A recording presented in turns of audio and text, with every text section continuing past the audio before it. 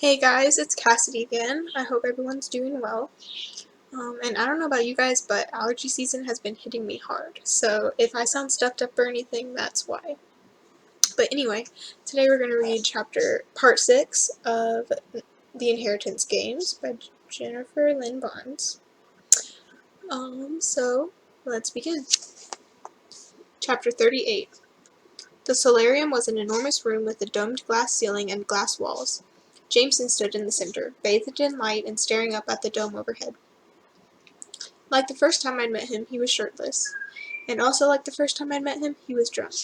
Grayson was nowhere to be seen. "What's the occasion?" I asked, pointing to a nearby bottle of bourbon. "Westbrook, Davenport, Winchester, Blackwood." Jameson rattled the names off one by one. "Tell me, Eris, what do you make of that?" "They're all last names," I said cautiously. I paused and then decided, why the hell not? "Your father's?"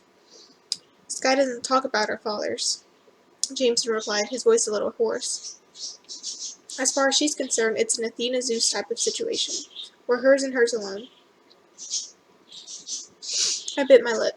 "She told me she had 4 lovely conversations with 4 lovely men," Jameson finished. "But lovely enough for her to ever see them again? To tell us the first thing about them?"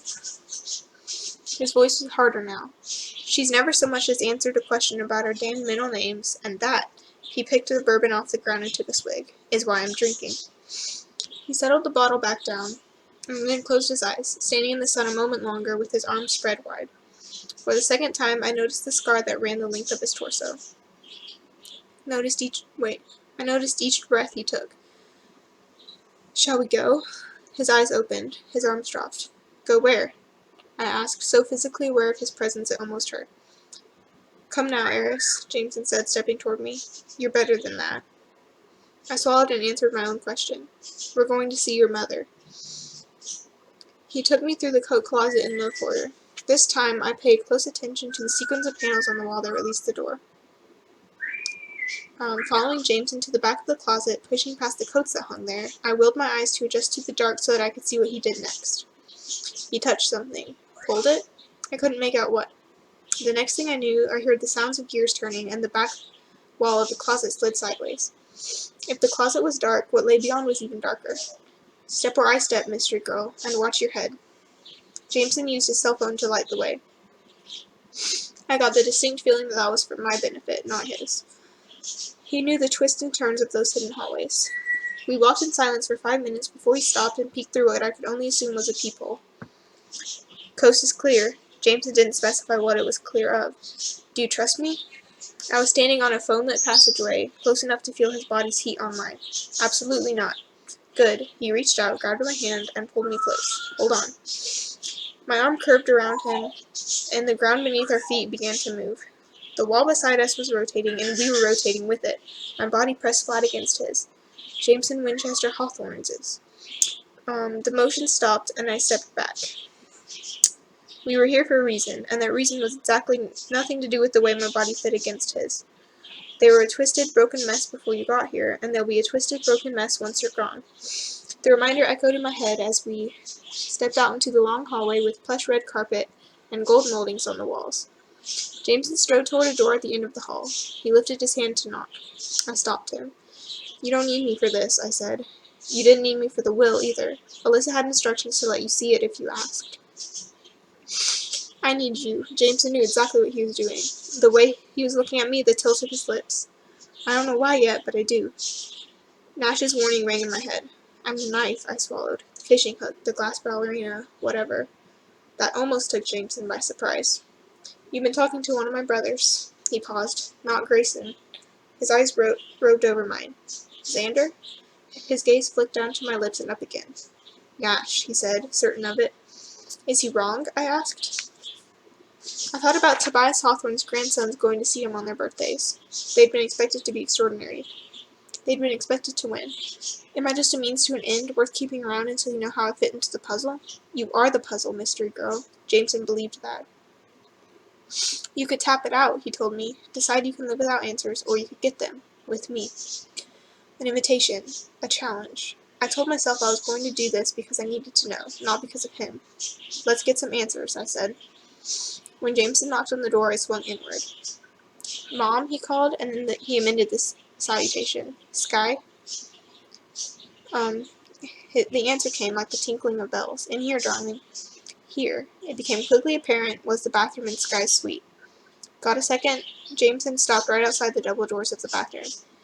Thousands of them. Sky seemed to relish the reply. Millions. Come in. Jameson stayed outside the doors. Are you decent? I like to think so, his mother called back. At least a good 50% of the time. Jameson pushed the bathroom door inward, and I was greeted by the sight of the biggest bathtub I've ever seen in my life, sitting on top of a dais. A dais? I don't know how to pronounce it. Sorry.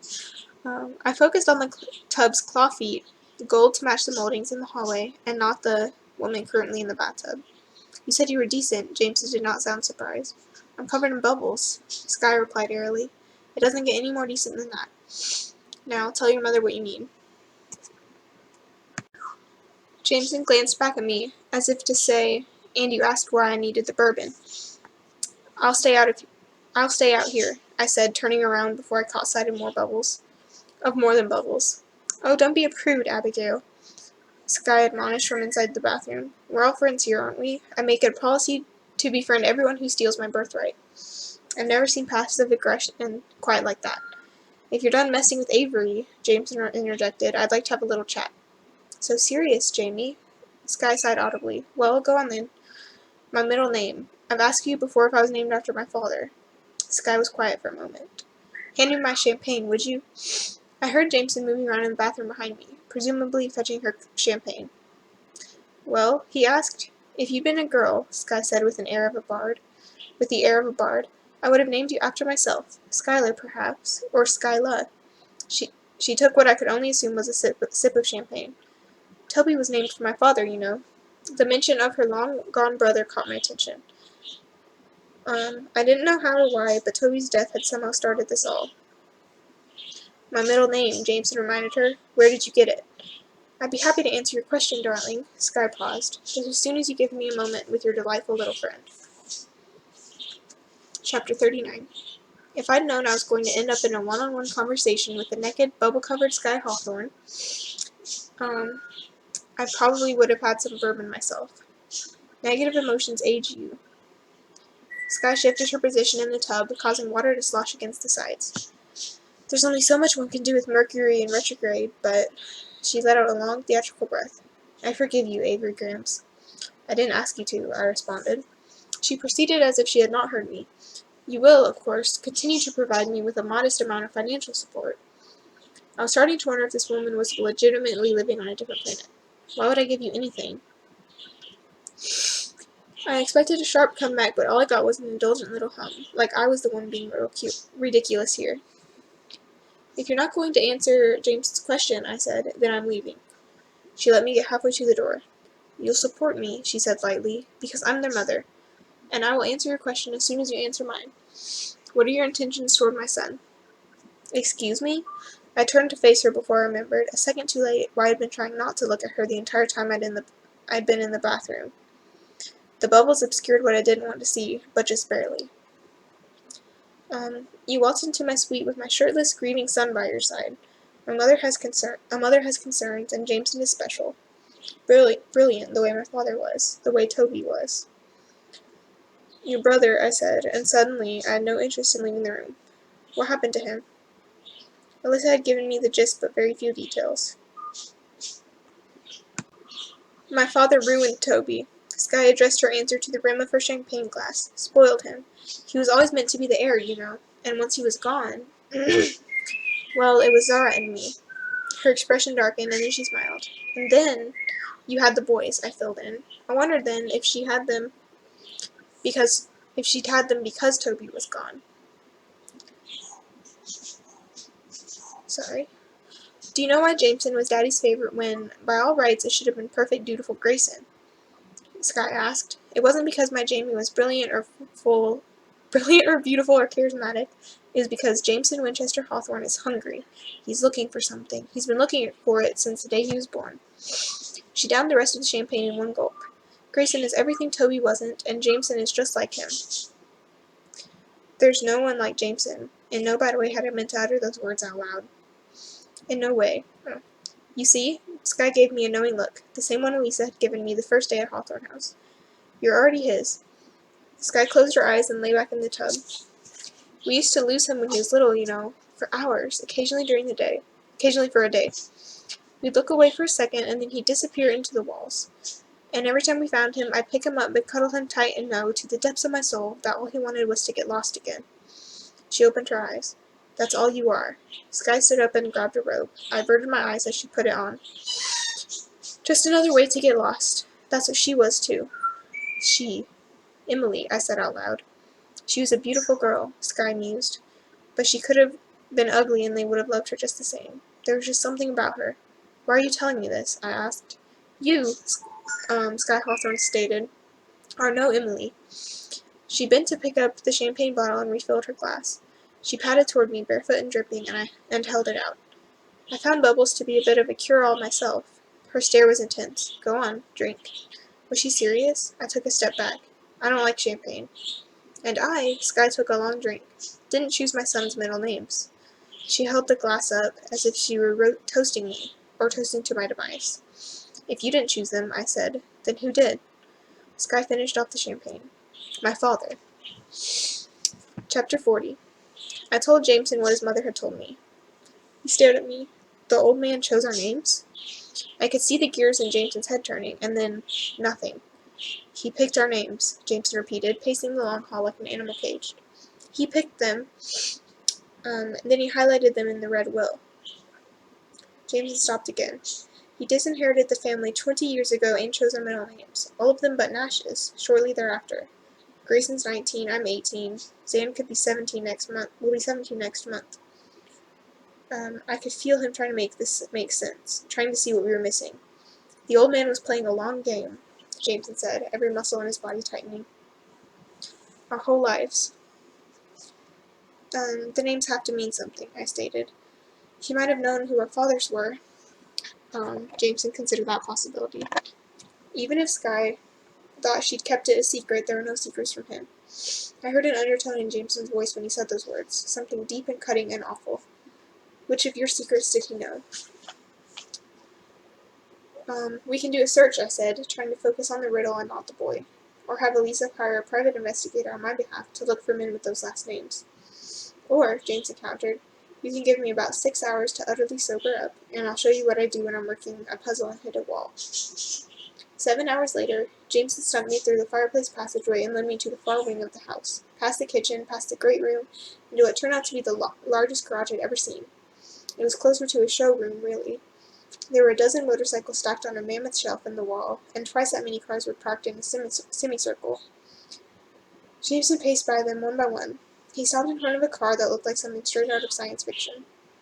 The Aston Martin Valkyrie, Jameson said, a hybrid supercar with a top speed of more than 200 miles per hour. He gestured down the line. Those three are Bugattis. The Cayrons are my favorite.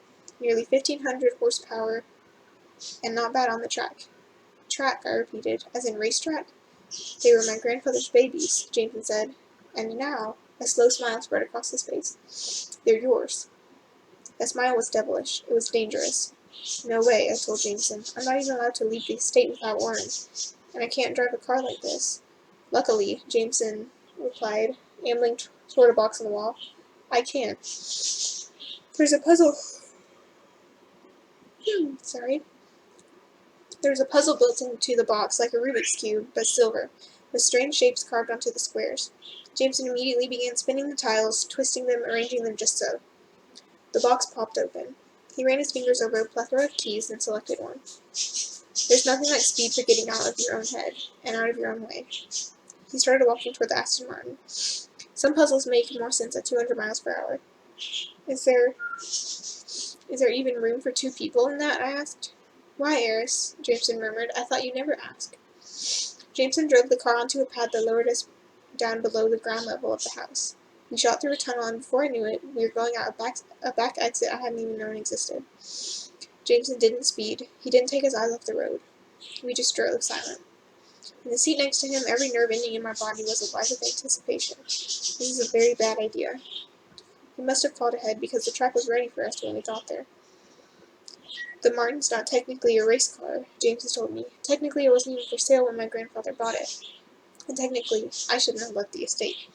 We shouldn't have taken the car, we shouldn't have been here. But somewhere around 150 miles an hour, I stopped thinking about should. Adrenaline, euphoria, fear. There wasn't room in my head for anything else. Speed was the only thing that mattered. That and the boy beside me. I didn't want him to slow down. I didn't want the car to stop. For the first time since the reading of the will, I felt free. No questions, no suspicions, no one staring or not staring. Nothing except this moment, right here, right now. Nothing except Jameson, Winchester, Hawthorne, and me. Chapter 41. Eventually, the car slowed us to a stop. Eventually, reality crashed down on us. Orrin was there, with a team in tow. Uh-oh. You and I, my head of security told Jameson the second we exited the car, are going to be having a little talk. I'm a big girl, I said, eyeing the backup Orrin had brought with him. If you want to yell, someone yell at me. Orrin didn't yell. He did personally deposit me back in my room and indicate that we would talk in the morning. Based on his tone, I wasn't entirely sure that I would survive a talk with Orrin unscathed. I rarely slept that night, my brain a mess of electrical impulses that couldn't stop firing. I still had no idea what to make of the names highlighted in the red will, if they really were a reference to the boys' fathers, or if Jameson Hawthorne had chosen his grandson's middle names for a different reason altogether. All I knew was that Sky had been right. Jameson was hungry, and so am I. But I could also hear Sky telling me that it didn't matter, that I was no Emily. When I did fall asleep that night, I dreamed of a teenage girl. She was a shadow, a silhouette, a ghost, a queen, and no matter how fast I ran, down one corner after another, I couldn't catch up to her.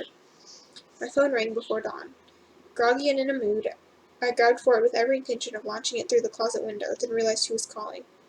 Max, it's 5:30 in the morning. 3:30 my time. Where did you get that car? Max didn't even sound remotely sleepy. A room full of cars? I replied apologetically, and then sleep cleared from my brain enough for me to process the implications of her question. How did you know about the car? Aerial photo, Max replied, taken from a helicopter. And what do you mean, a room full of cars? Exactly how big is this room? I don't know. I groaned and rolled over in bed. Of course the paparazzi had caught me out with Jameson. I didn't even want to know what the gossip rags were saying. Equally important, Max continued. Are you having a torrid affair with Jameson Hawthorne, and should I plan for a spring wedding? No.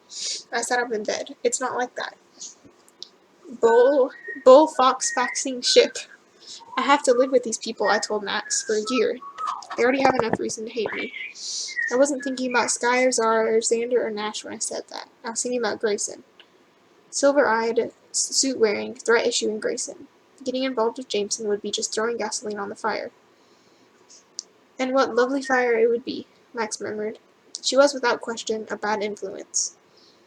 I can't, I reiterated, and besides, there was a girl. I thought back to my dream, and wondered if Jameson had taken Emily driving, if she had ever played one of Tobias Hawthorne's games. She died. Back the facts up there. What do you mean she died? How? I don't know. How can you not know? I pulled my comforter tight around me. Her name was Emily. Do you know how many people named Emily there are in the world? Is he still hung up on her? Max asked.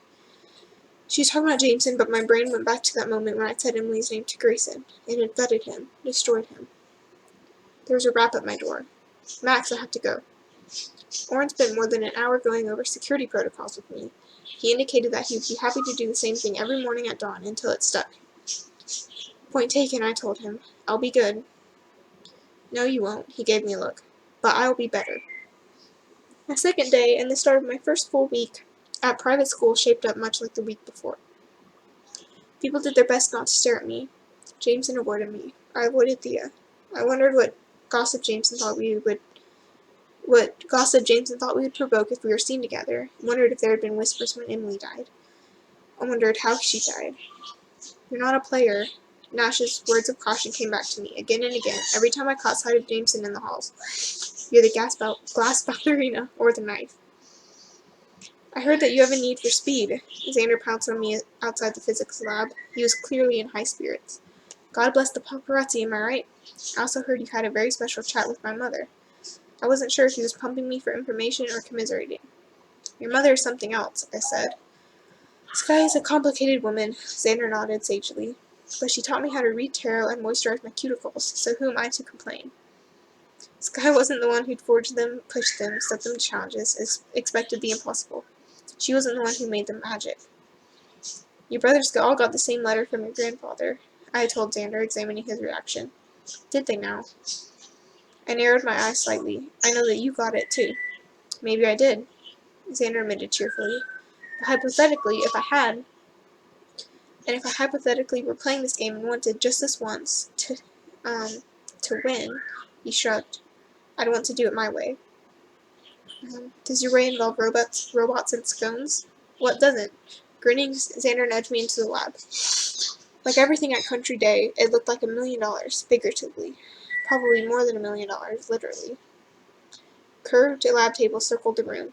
Floor-to-ceiling windows had replaced 3 of the 4 walls. There was colored writing on the walls. On the windows, calculations in different handwritings, like scratch paper was just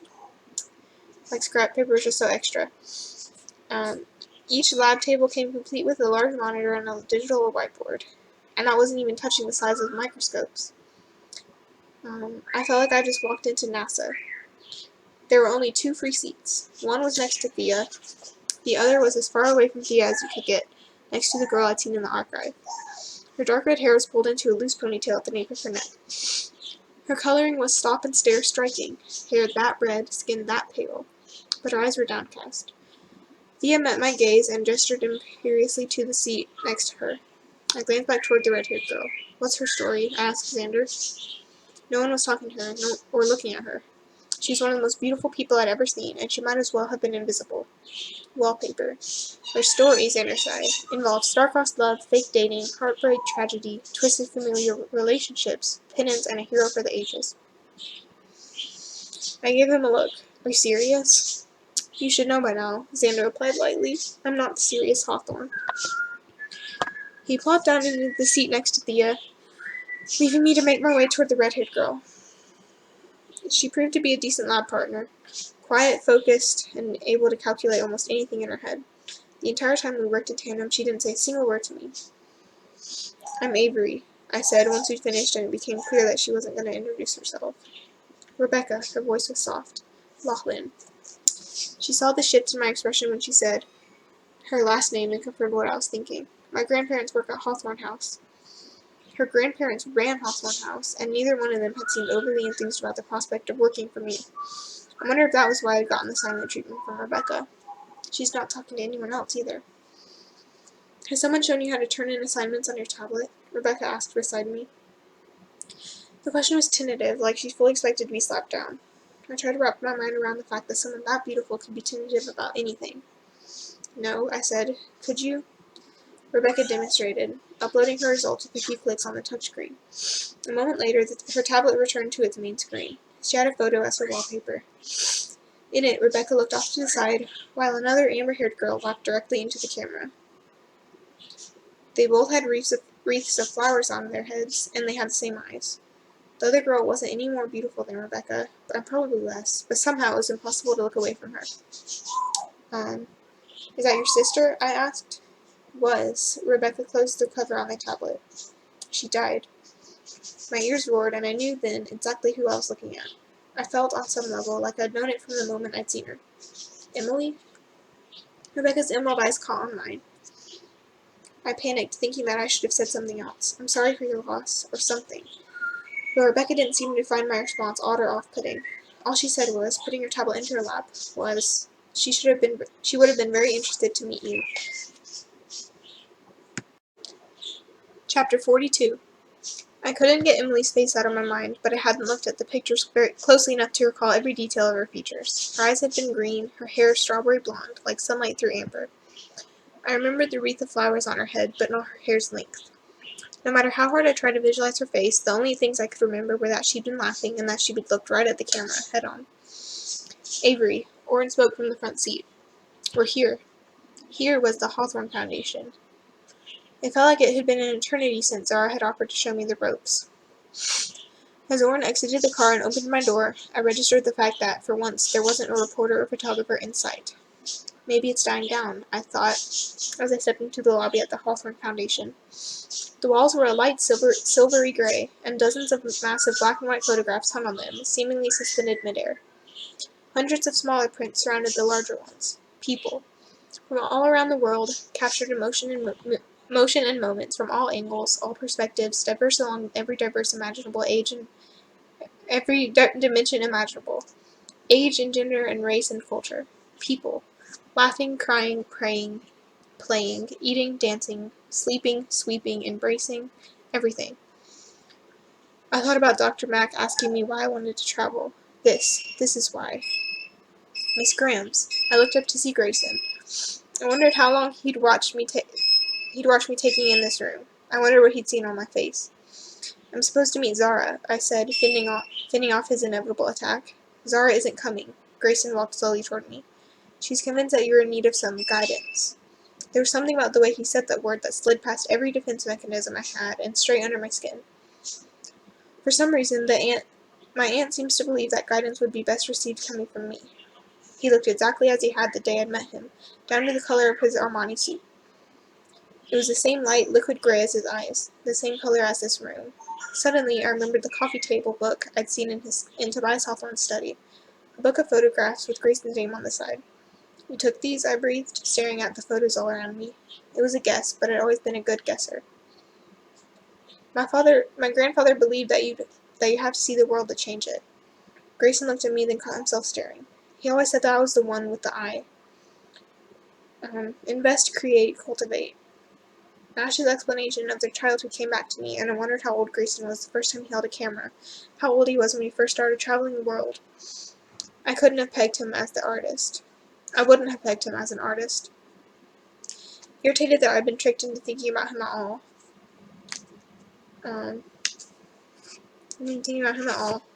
narrowed my eyes. Your aunt must not have noticed your tendency to make threats. I'm betting she also didn't know about the background check on my dead mother. Otherwise, there was no way she would have come to the conclusion that I prefer working with you. Grayson's lips twitched. Zara doesn't miss much, and as for the background checks, he disappeared behind the front desk and reappeared holding 2 folders. I glared at him, and he arched a brow. Would you prefer I kept the results from my searches from you? He held out 1 folder, and I took it.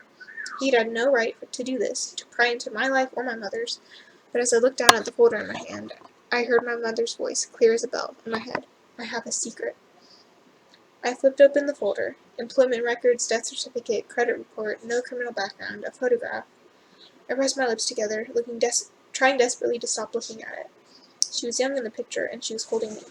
I forced my eyes to Grayson's, ready to unleash on him, but he calmly handed me the second folder. I wondered what he found out about me, if there was anything in this folder that could possibly explain what his grandfather had seen in me. I opened it. Inside there was a single sheet of paper, and it was blank.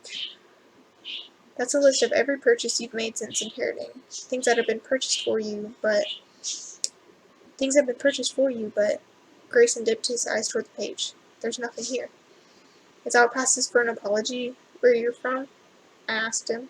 That surprised him. I wasn't acting like a gold digger. I won't apologize for being protective. This family has suffered enough, Miss Grams. If I were choosing between you and any one of them, I would choose them. Always and every time. However, his eyes made their way back to mine. I may have misjudged you.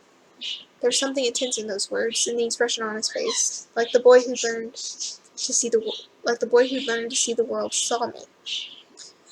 You're wrong. I flipped the folder closed, turning away from him. I did try to spend some money, a big chunk. I asked Elisa to find a way to get it to a friend of mine. What kind of friend? Grayson asked. His expression shifted. A boyfriend? No, I answered. What did he care if I had a boyfriend? The guy I play chess with in the park. He lives there, in the park. Homeless? Grayson was looking at me differently now. Like in all his travels, he'd never encountered anything quite like this. Like me. After a second or two, he snapped out of it. My aunt is right. You're in desperate need of an education. He started walking, and I had no choice except to follow, but I refused to stay in his wake like a duckling toddling after its mother. He stopped at a conference room and held the door open for me. I brushed past him, and even that split second of contact made me feel I was going 200 miles an hour. Absolutely not. That was what I would have told Max if she were on the plane. What was wrong with me? Grayson had spent most of our acquaintance threatening me, hating me. He let the conference room door close behind him, then continued walking to the back wall. It was lined with maps. First a world map, then each continent broken down by countries, all the way down to states and towns. Look at them, he instructed, nodding toward the maps. Because that's what's at stake here. Everything. Not a single person. Giving money to individuals does little. It does a lot, I said quietly, for those people. With the resources you have now, you can no longer afford to concern yourself with the individual. Grayson spoke like this was a lesson that had been beaten into him. By who? His grandfather?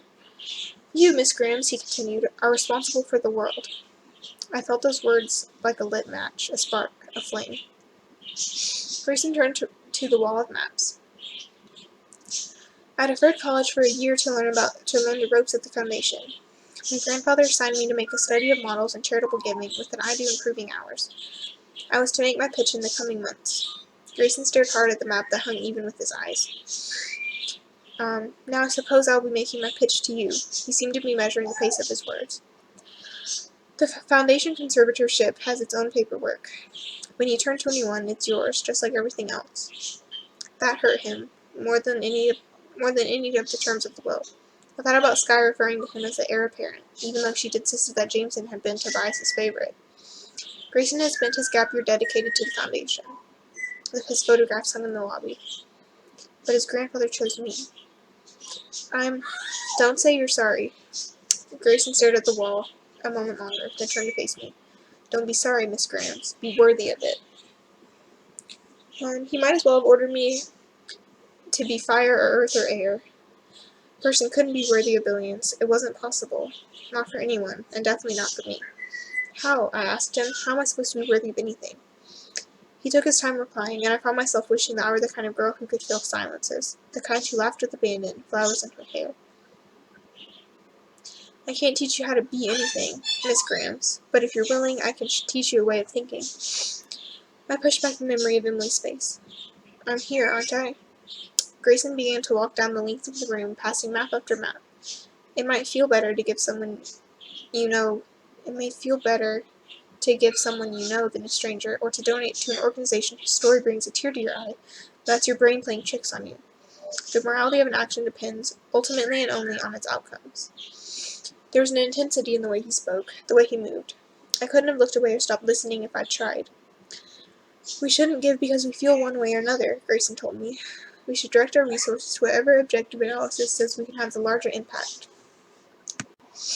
He probably thought he was talking over my head, but the moment he said objective analysis, I smiled.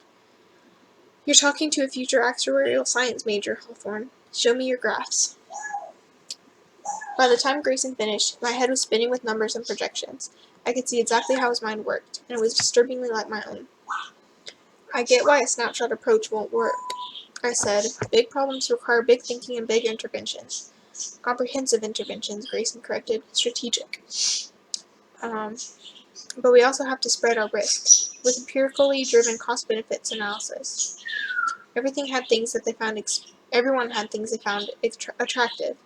Apparently for me, it was suit-wearing, silver-eyed guys using the words empirically and taking for granted that I knew what it meant. Get your mind out of the gutter, Avery. Grayson Hawthorne is not for you. His phone rang and he glanced down at the screen. Nash, he informed me. Go ahead, I told him. Take it. At this moment, I needed a breather. From him, but also from this. Math, I understood. Math, I understood. Projections, I could wrap my mind around. But this was real. This was power. $100 million a year. Grayson answered his phone and left the room. I walked to the perimeter, looking at maps on the walls, memorizing the names of every country, every city, every town. I could help all of them, or none. There are people out there who might live or die because of me, futures good or bad that might be realized because of my choices. What right did I even have to be the one making them? Overwhelmed, I came to stop at the very last map on the wall. Unlike the others, this one had been hand-drawn. It took me a moment to realize the map was of Hawthorne House and the surrounding estate. My eyes went first to Wayback Cottage, a small building tucked in the back corner of the estate. I remembered from the reading of the will that Tobias Hawthorne had given lifetime occupancy of the building to the Laughlands. Rebecca's grandparents, I thought. Emily's. I wondered if the girls had come to visit them when they were small, how much time they spent on the estate, in Hawthorne House. How old was Emily the first time Jameson and Grayson laid their eyes on her? How long ago did she die? The door to the conference room opened behind me. I was glad that Grayson couldn't see my face. I didn't want him to know that I'd been thinking about her.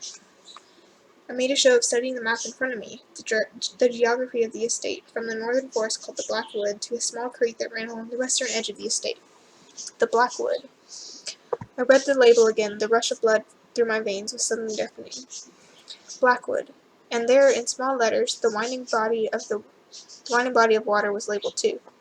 Not a creek, the brook.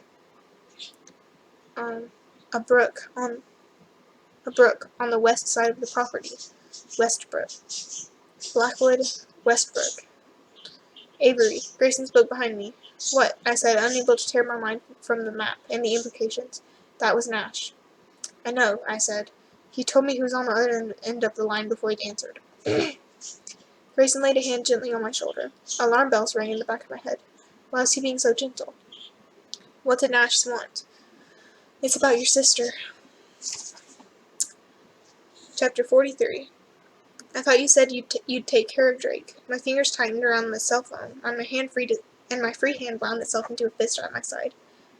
For fun. I'd called Elisa the moment I'd made it to the car. Grayson had followed and buckled himself into the back seat beside me. I didn't have the time or mental space to dwell on his presence beside me. Orrin was driving. I was pissed. I did take care of him, Elisa assured me. You and your sister are both in possession of temporary restraining orders. If Drake attempts to contact or comes within 1,000 feet of either of you for any reason, he's facing arrest. I forced my fingers out of the fist, but couldn't manage to loosen the grip on the phone.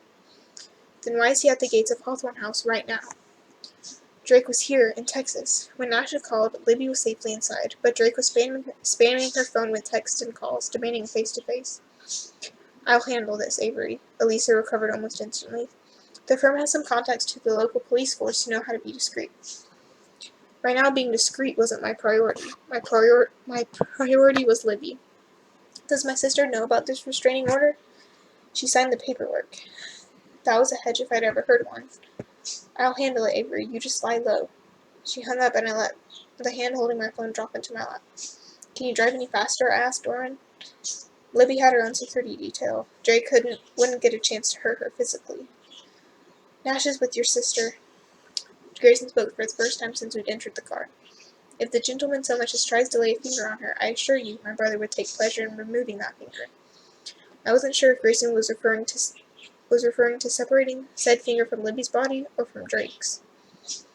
Drake isn't a gentleman, I told Grayson, and I'm not just worried about him getting violent. I was worried about him being sweet, worried that, instead of losing his temper, he'd be so kind and tender that she'd start to question the fading bruise ringing her eye. If it would make you feel better, I can have him removed from the property, Orrin offered, but that might cause a bit of a scene for the press. The press? My brain clicked into gear. There weren't any paparazzi at the foundation. I noted that when we'd arrived. They're back at the house? The wall around the estate could keep the press off the property, but there was nothing stopping them from congregating legally on a public street. If I were a betting man, Orrin commented, I would guess that Drake placed a few calls to reporters to ensure an audience. There was nothing discreet about the scene that greeted us when Orrin pulled up to the drive, past a horde of press. Up ahead, I could see Drake's form standing against the raw iron gates. There were 2 other men standing near him. Even from a distance, I could make out their police uniforms. And so could the paparazzi. So much for Elisa's friends on the police force being discreet. I gritted my teeth and thought about the way Drake would guilt Libby if there was footage of him being dragged down the drive. Stop the car, I snapped. Orrin stopped, then turned around in his seat to face me. I would advise you to stay inside this vehicle. That wasn't advice, that was an order. I reached for the door handle. Avery, Orrin's tone stopped me dead in my tracks. If you're getting out, I'm getting out first. Remembering our little one-on-one that morning, I decided not to test him. Beside me, Grayson unbuckled his seatbelt. He reached for my wrist, his touch gentle. Orrin's right, you shouldn't go out there. I looked down at his hand on mine, and after a heartbeat, I looked back up. And what would you do? I said. What lengths would you go in order to protect your family? I had him there, and he damn well knew it. He pressed his hand back. He drew his hand back from mine, slowly enough that I could feel the pads of his fingers skim my knuckles. My breath coming quickly now, I opened the car door and braced myself. Drake was the biggest story the story had on the Hawthorne heiress front because we hadn't given them anything better. Yet. Chin held high, I stepped out of the car. Look at me, I'm the story here. I walked down the drive back toward the street. I was wearing boots with heels and my country day pleated skirt. My uniform blazer pulled against my body as I walked. The new hair, the makeup, the attitude. I'm the story here. The chatter tonight wasn't going to be about Drake. The rest of the world weren't going to be on him. Oh, the eyes of the world weren't going to be on him. I'd keep them on me. Impromptu press conference, Oren asked under his breath. As your bodyguard, I feel compelled to warn you that Lisa is going to kill you. That was future Avery's problem. I tossed my wave-perfect hair and squared my shoulders. The roar of reporters yelling my name was louder the closer we got. Avery, Avery, look over here. Avery, what do you have to say about rumors that... Smile, Avery. I was standing right in front of them now. I had their attention. Beside me, Oren raised a hand, and just like that, the crowd went silent. Say something. I'm supposed to say something. I cleared my throat. This has been a big change. There are a few small laughs. I can do this. The instant I thought those words, the universe made me pay for them. A fight broke out between Drake and the cops. I saw cameras starting... fight broke out behind me between Drake and the cops. I saw cameras starting to angle away from me, saw the long-distance lenses zooming in on the gates. Don't just talk, tell the story. Make them listen. I know why Tobias changed his will, I said loudly. The response to that announcement was electric. There was a reason this was the story of the decade, one thing that everyone wanted to know. I know why he chose me. I made them look at me and only me. I'm the only one who does. I know the truth. I sold that lie for all it was worth. And if you run a word about that pathetic excuse for a human being behind me, any of you, I will make it my life mission to ensure that you never, ever find out.